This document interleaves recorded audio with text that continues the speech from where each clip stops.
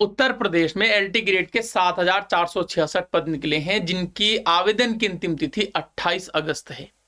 इस बार परीक्षा का जो तरीका है वो प्री प्लस मेंस है। प्रीलिम्स का एग्जाम कब होगा, मेंस का कब होगा, ये इस पर चर्चा कर लेते हैं। देखिए, ऑफिशियल एक न्यूज तो हम इसको नहीं कहेंगे, लेकिन एक ऑफिशियल इंफॉर्मेशन में इसको कह सकता हूं। मैं ऐसे शब्द का प्रयोग क्यों कर रहा हूं, चलिए मैं बताता हूं।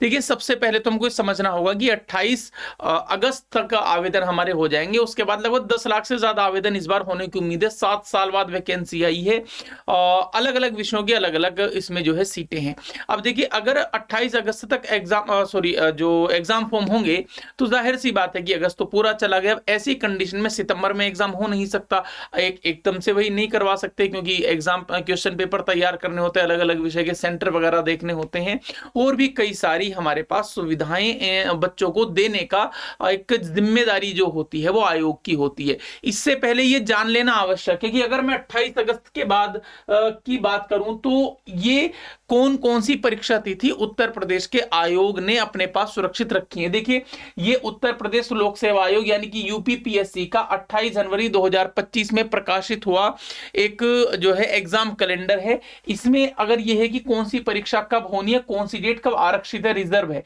तो ये तो हमारे काम की नहीं है। अक्टूबर तक अगस्त तक, सितंबर से हम देखेंगे तो ये देखो, ये जुलाई हो गया, 7 7 8, ये एक तो डेट आरक्षित है, या तो 27 जुलाई छोड़ दो भाई, 10 8 ये भी छोड़ दो, अगस्त 7, या तो 7 सितंबर में परीक्षा करवाई जाए, लेकिन 28 अगस्त तक फॉर्म भरे जाएंगे, उसके 10 दिन बाद परीक्षा हो, ऐसा तो असंभव है उत्तर प्रदेश सरकार के लिए भाई। जो 7 साल में ना करवा पाए, 7 दिन का तो ख्वाब छोड़ दो। तो ये वाली डेट आप हटा दीजिएगा।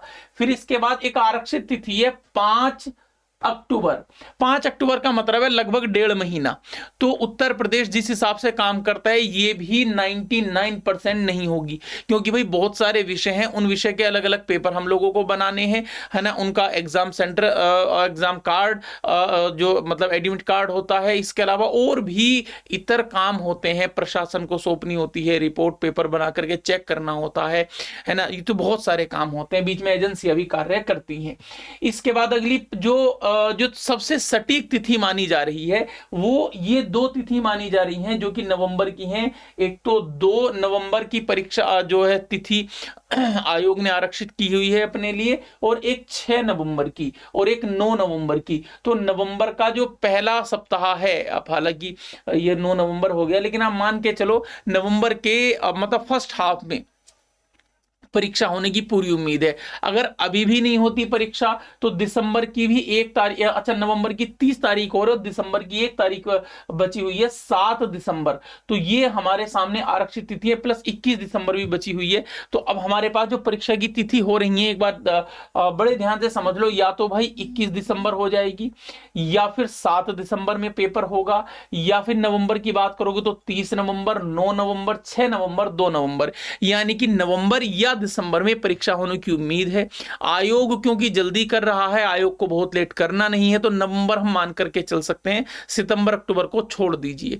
अब अगर ये नवंबर दिसंबर तक परीक्षा हो जाती है, इसका परिणाम भी फरवरी वगैरह में घोषित हो जाता है 2 महीने बाद, तो तभी ये होगा कि वो अपनी अगली परीक्षा करा पाए। और क्योंकि इन्होंने कहा है, इसमें न्यूज में ये है भी विद्यार्थियों की, देखिए अंतिम परिणाम इनको जुलाई तक, है ना, लिखा है कि और अगले साल यानी 2026 में जुलाई तक किसी एक विषय का अंतिम चयन परिणाम भी जारी कर सकता है। तो अगर हम देखेंगे, तो अगर जुलाई 2026 तक फाइनल रिजल्ट चाहिए, तो यही संभावना बन रही है। मैं आपके सामने पूरा डिटेल्ड सॉल्यूशन आपको क्यों मैं बता रहा हूं इस वाली बात का, आपकी हर शंका का समाधान करना, क्योंकि हम अध्यापक हैं, आप लोग भी अध्यापक बनने वाले हैं, भावी अध्यापक हैं। अगर आप किसी बात को केवल आंख बंद करके इसलिए सही मान लो कि कहीं लिखा है, उसके ऊपर अपना लॉजिक, अपना तर्क भी पेश करना होता है, यही तरीका है। और आयोग तो इस बार पूछ ही रहा है आप लोगों से, प्री के बाद मेंस में जब आपसे आंसर पूछे जाएंगे, तो आपसे अपने विचार भी तो पूछे जाएंगे। तो ये मैंने आपको पूरा इसका चिट्ठा खोल करके बताया है। 2-3 बातें मैं एक बार फिर से रिपीट कर देता हूं। जो भी है भाई, 7466 वैकेंसीज हैं, अलग अलग विषय की वैकेंसीज हैं।